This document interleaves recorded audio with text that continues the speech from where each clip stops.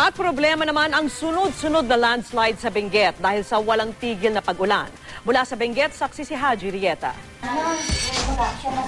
Dito sa barangay Upper Fairview sa lungsod ng Baguio, dinatnan namin nililinis ni Aling Engracia Velasco ang loob ng kanilang bahay na tinamaan ng gumuhong lupa.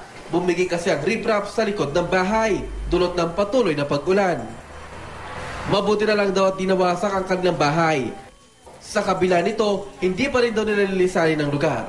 Wala akong tutulungan, tapos isa pa wala rin trabaho ng asawa ko. Pero ang anak niya si Jennifer, nangangamba na raw. Ang pagtakbo namin dito, pagtingin ko naman dito, ang lakas ng agos, parang waterfalls, parang ilog na. So ano pong ginawa niyo sa mga bata? Itinakbo ko, tapos doon na, umpisa na yung trangkaso namin mag-ina, yung kapatid, yung anak ko. Itong dinadaanan ko ngayon, kung makikita niyo, ito yung mga sako-sakong lupa na pansamantala muna inilagay ng mga opisyal ng barangay nang sa ganun ay makadaan dito yung mga ilang mga residente. Yung kasing daanan dun sa itaas, bumigay yung matapos na itong walang tigil na pag-ulan, lumambot yung lupa, nagkaroon ng landslide, bumaha, pumunta dito hanggang sa mga bahay sa ibaba.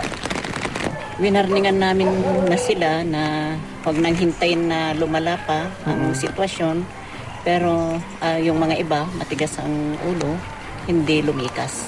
Sa Itogon, Benguet, halos sunod-sunod din ang mga landslide na aming nadaanan. Tuloy, maraming kalsadang isang lane lang ang bukas. Ang bagong gawang kalsadangang ito, nabiyak ang malaking bahagi at umangat pa mula sa lupa.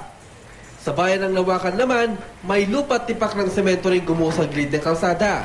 Hanggang pagkagat ng dilim, kanina ay nasaksihan pa rin ang malakas na pag-ulan sa Benguet. Patuloy naman ang pagbabantay sa ngayon sa mga kritikal na lugar tulad ng Camp 7 sa Baguio City at mga bayan ng Tublay, Lawakan at Itogon sa Benguet. Ready ang 200 na man personnel na mga trained sa search and rescue para gumalaw. At the same time, meron din miyembro ng Armed Forces of the Philippines na nakabase ngayon sa Benguet na tutulong sa amin at yung mga iba pang mga volunteers. Mula rito sa Benguet, ako si Haji Rieta, ang inyong saksi.